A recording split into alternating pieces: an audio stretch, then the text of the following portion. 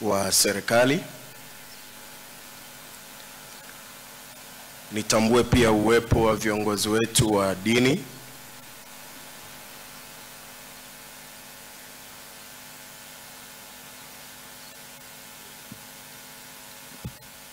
Pamoja na waombolezaji wote kwa ujumla, lakini kipekee familia ya marehemu.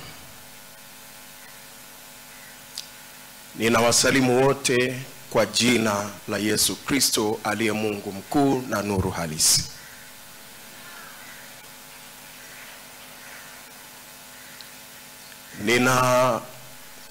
Ninakosa maneno ya kuzungumza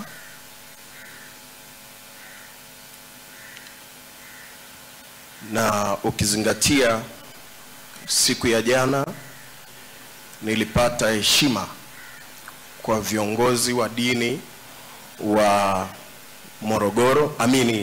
Dodoma kuongoza ibada ya iliyofanyika nyumbani pale,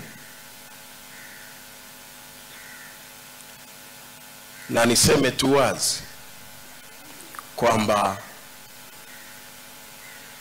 haikuwa rahisi kwangu kuweza kuiongoza ibada ile, kwa sababu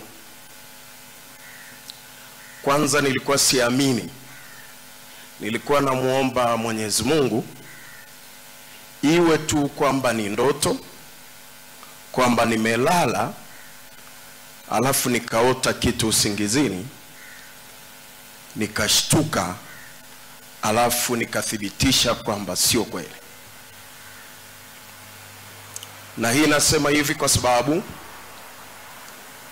ni masaa 8 tu nafikiri yalipita tukiwa tumewasiliana naye.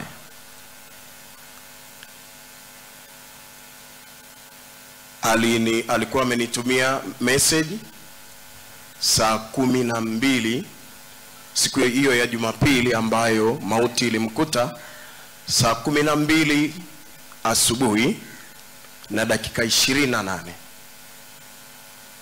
Siku zote amekuwa akiwasiliana na mimi, lakini si mapema kwa kiwango hicho. Na mawasiliano yalikuwa ya kawaida kama mtu na rafiki, mtu na baba yake wa kiroho. Nafahamu wengi wanamjua kama MC Pilipili, lakini mara ya mwisho alikuwa ameshajibatiza kuwa kuhani Pilipili.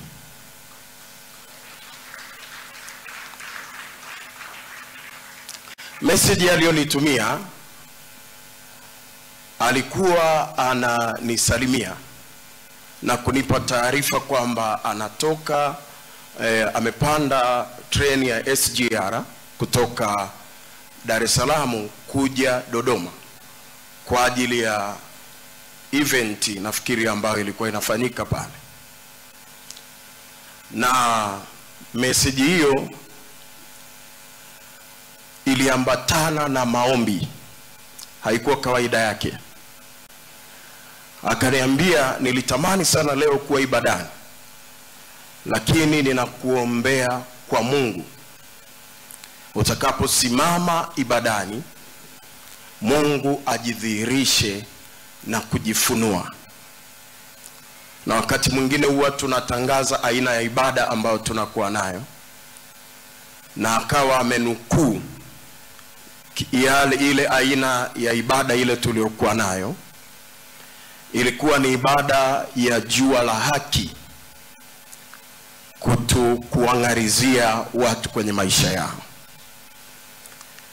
Akasema jua la haki likakungarizie na litungarizie sisi sote, na Mungu asimame na wewe mwanzo na mwisho wa ibada ajidhihirishe.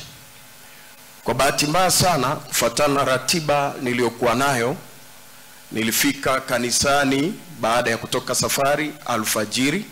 Kwa hiyo sikuona simu. Nilipanda ibadani na kuendelea na ibada kama kawaida. Baada ya kumaliza ibada, ndipo nilipokuja kusikia habari zake kwa mmoja wa wasaidizi wangu. Kaniambia, kwani Pilipili hatunaye tena.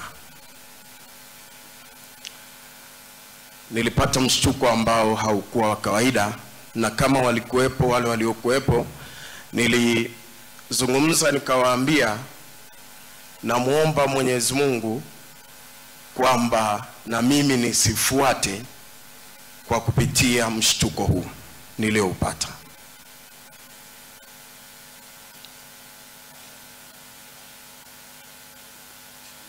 Kimsingi sijapata usingizi kwa huo muda wote.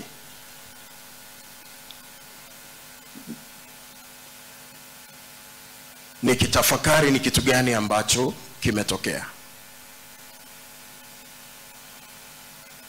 Na kama haitoshi, nilivyofanya safari ya kuja hapa na kufika pale nyumbani na kuchaguliwa kuwa sehemu ya watu watakaoongoza ibada, niliona inaweza ikawa ni jambo tu la kawaida, kwa sababu kama viongozi wa dini ni sehemu ya wajibu wetu tuliopewa na Mungu. Mtoto anapozaliwa tunampokea madhabahuni, tunamkabidhi kwa Mungu ili aweze kumlinda.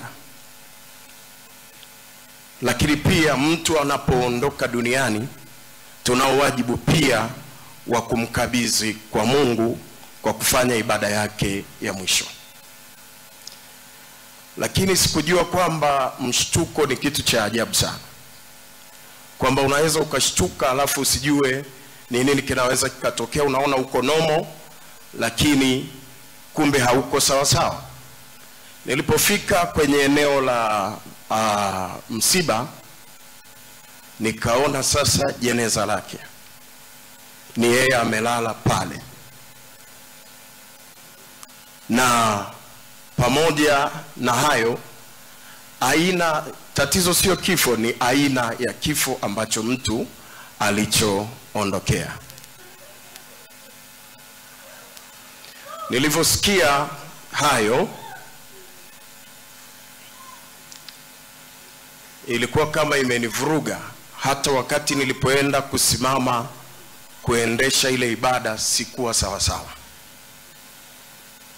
lakini Mungu alitusaidia tukaweza kumaliza salama. Nachoweza kusema tu ni kutoa shukrani zetu kwa Mungu kwa ajili ya maisha yake. Duniani tunaletwa kwa mambo mawili: